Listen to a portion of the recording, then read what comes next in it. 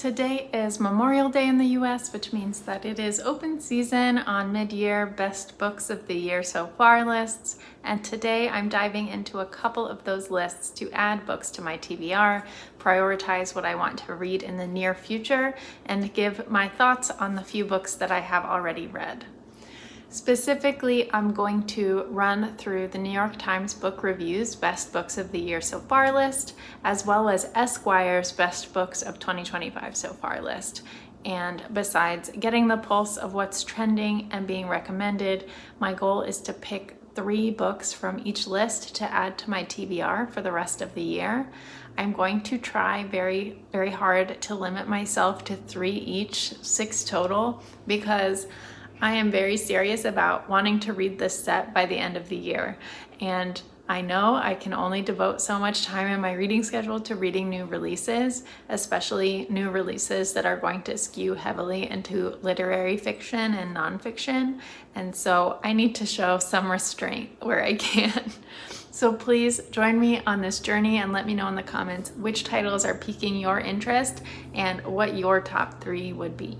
The New York Times list has 15 books on it. There are 9 fiction and 6 nonfiction, and I will try to pick 1 nonfiction from each list just because while I enjoy nonfiction, I feel like I have not been reading very much of it lately. Another thing that I appreciate about this list in particular is that the New York Times staff have included a little zinger, a little 1-sentence pitch for each book. I'm actually going to start with the 2 books on the list that I have already read.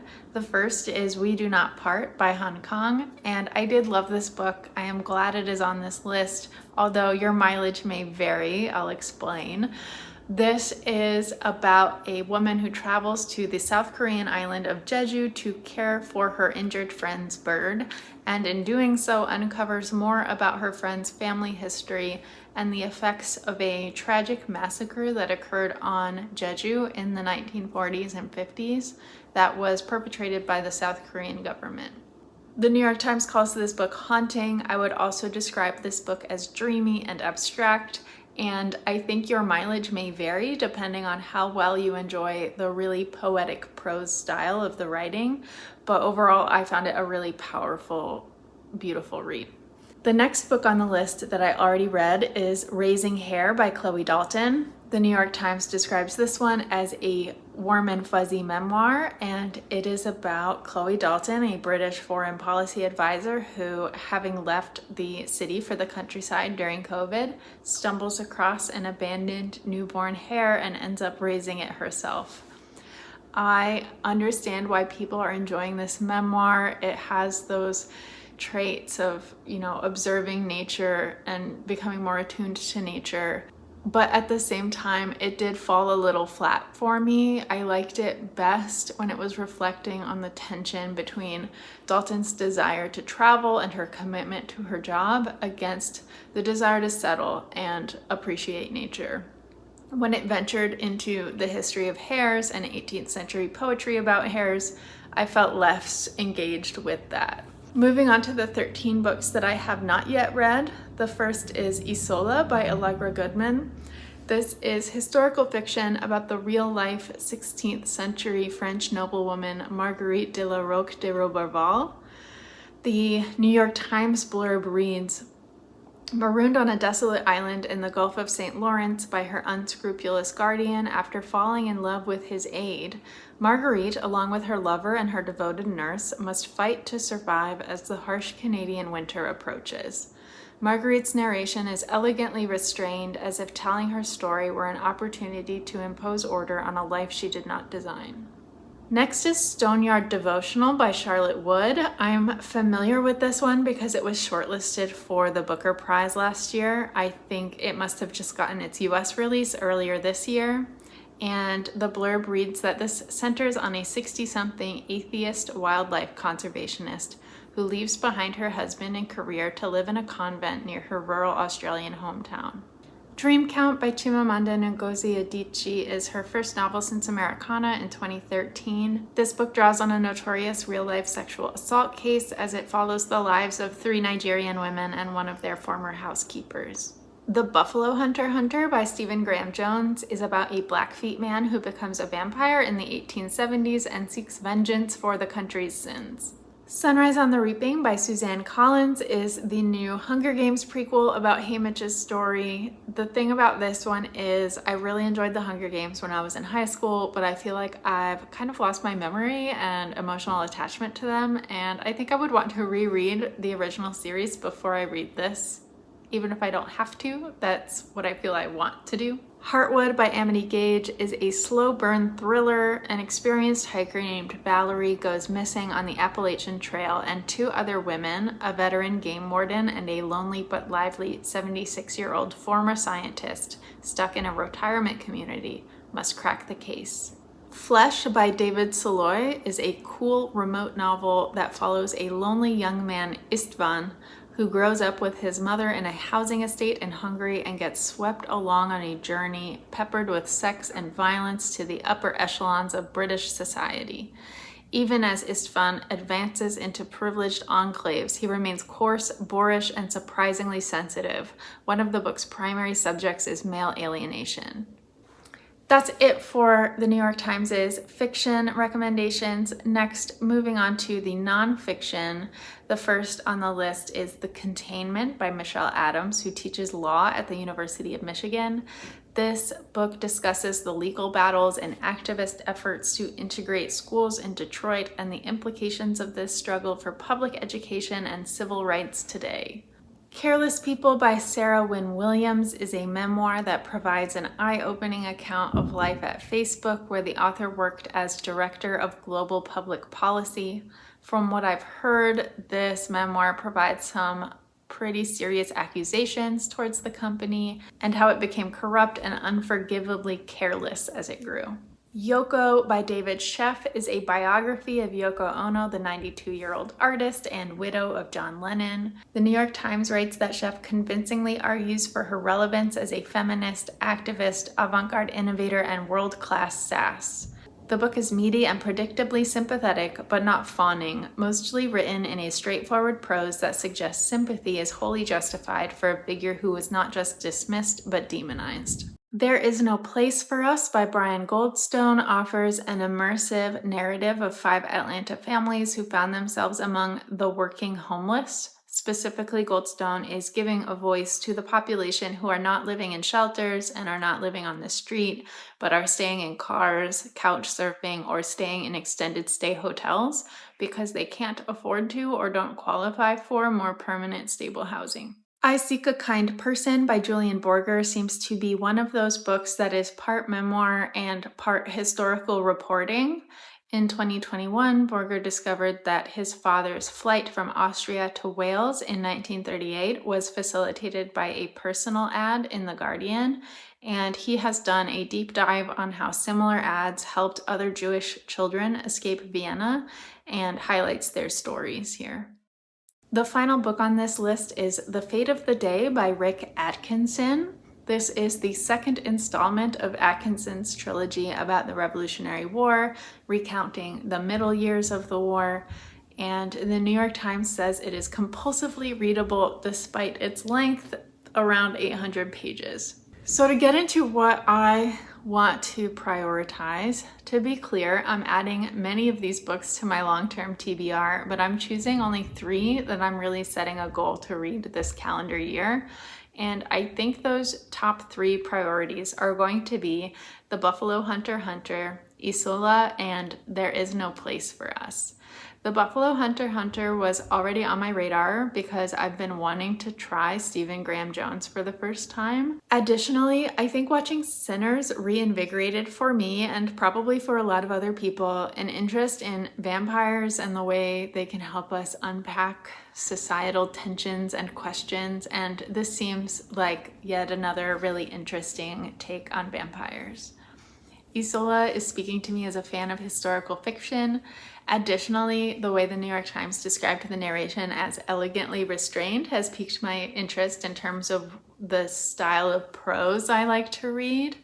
And finally, I'm interested in nonfiction that explores class and issues of equity, and There Is No Place for Us stood out for me from that angle.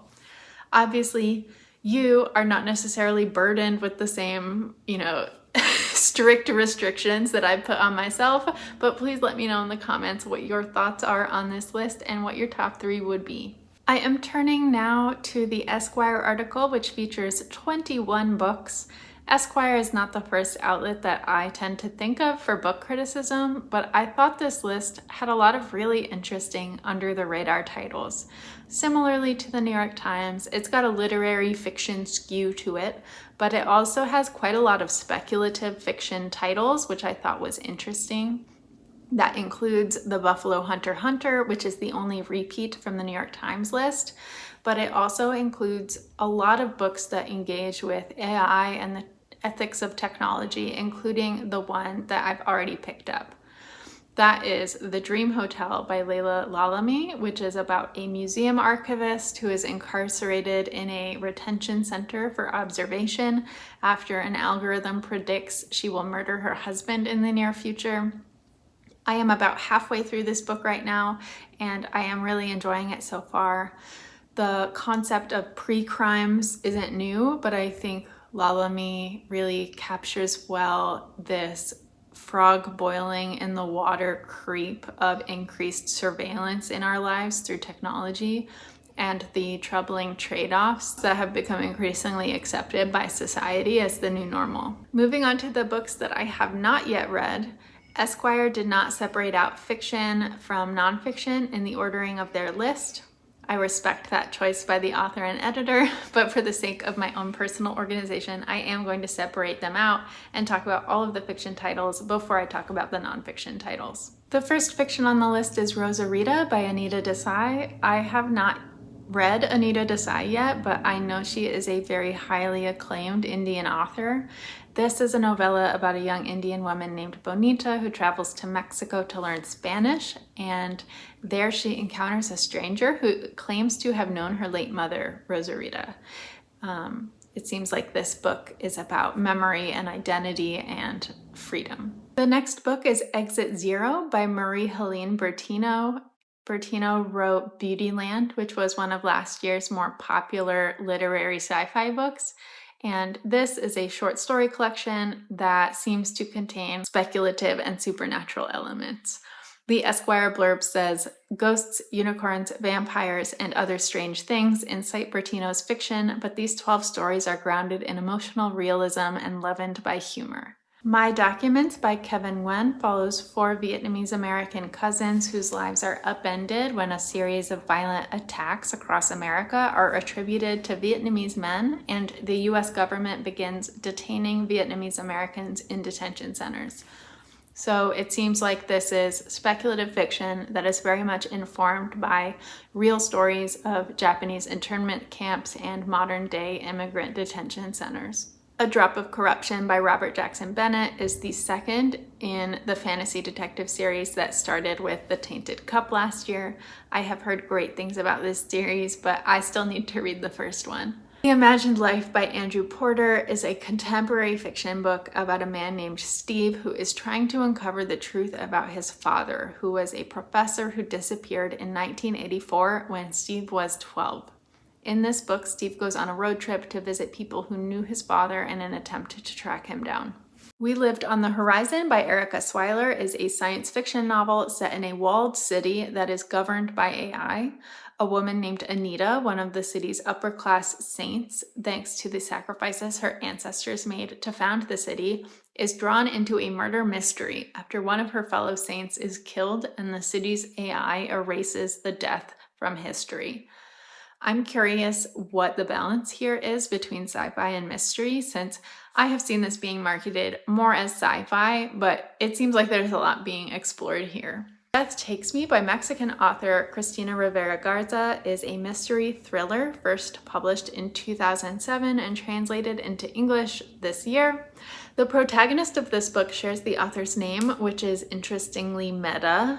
When a professor named Cristina Rivera Garza stumbles upon a dead body, she helps a detective on the hunt for a serial killer who scrawls poetry near the corpses of his victims. The River Has Roots by Amal El-Motar is a fantasy novella about two sisters who live in a small town on the border of Faerie.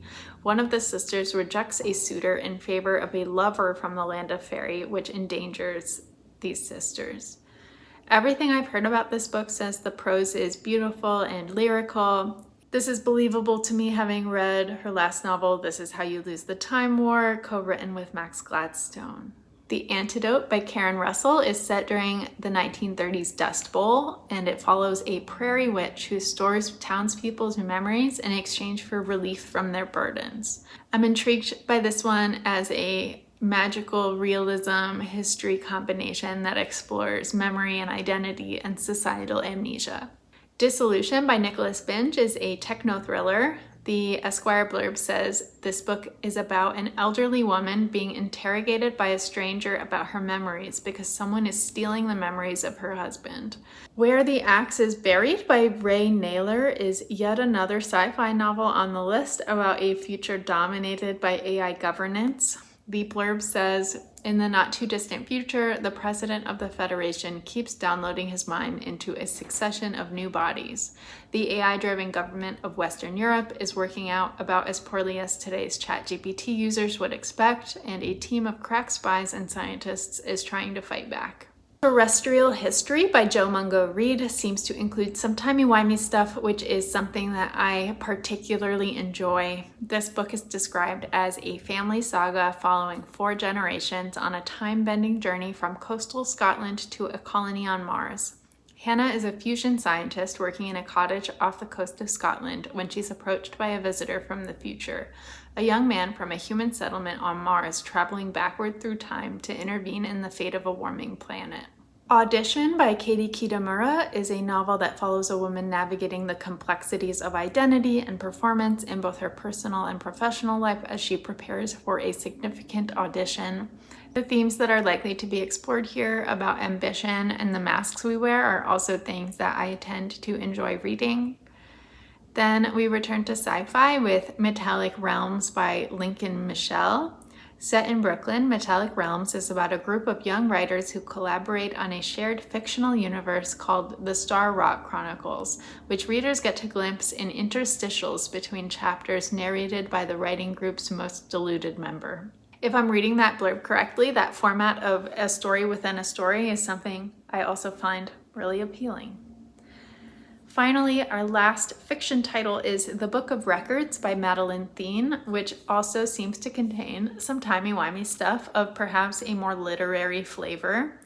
The Esquire blurb says, it's about a father and daughter migrating across the ocean who discover a liminal island where other migrants live in buildings made of time.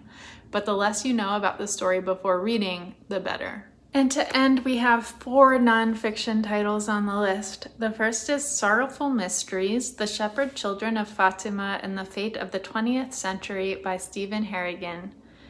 This intertwines the 1917 apparitions of the Virgin Mary to 3 children in Fatima, Portugal, with his personal journey grappling with faith and his Catholic upbringing.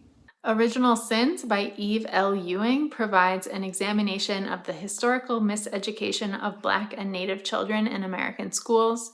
Ewing highlights how curricula have perpetuated racial hierarchies and calls for a reevaluation of educational structures to foster equity and inclusivity. Searches, Selfhood in the Digital Age by Vahini Vara is next. Vara is a tech journalist and editor, and in 2021 she used GPT-3, the predecessor of ChatGPT, to co-write stories with her about the death of her sister, and the results went viral. From what I can tell, this book is an experimental essay collection of sorts where she engages with AI chatbots and digital platforms and reflects on the ethics of algorithms and surveillance and the quest for meaning. Finally, Mark Twain by Ron Chernow has been in my feeds a lot lately in terms of being widely covered by traditional media. Chernow is the king of the American biography, and this is a 1,200-page account of Mark Twain's life. And I find that really intimidating, but I do think Mark Twain is a really interesting subject for a biography like this. The blurb on Goodreads reads, drawing on Twain's bountiful archives, including his 50 notebooks, thousands of letters, and hundreds of unpublished manuscripts, Chernow masterfully captures a man whose career reflected the country's westward expansion, industrialization, and foreign wars. So that is it for the contents of the Esquire article. I want to mention that this article is attributed to just one author, Adam Morgan, unlike the New York Times article, which was attributed to the book review staff as a whole. And I did get the sense that the Esquire article seemed to have more of a point of view and to reflect a particular taste, which I like, especially because I feel that Adam Morgan's taste is not dissimilar to mine. That said, it was particularly hard to narrow down this list to 3 titles to prioritize this calendar year, but the winners today are The River Has Roots, Exit Zero, and Search's Selfhood in the Digital Age. I am really intrigued to read more of Amal El-Motar's work after reading This Is How We Lose the Time War last year. And I also want to read more short story collections, and Exit Zero caught my eye in that regard. Obviously, AI is a really timely topic. I feel a little burnt out on it, to be honest, but I found the blurb for Searches really fresh, and the idea of a memoir that is an exploration of one's technological life really interesting. And with that, I have done what I set out to do and selected 6 books to prioritize this year and added many more to my long-term TBR. Please let me know in the comments your favorite new releases so far this year and what you still hope to get to. Until next time.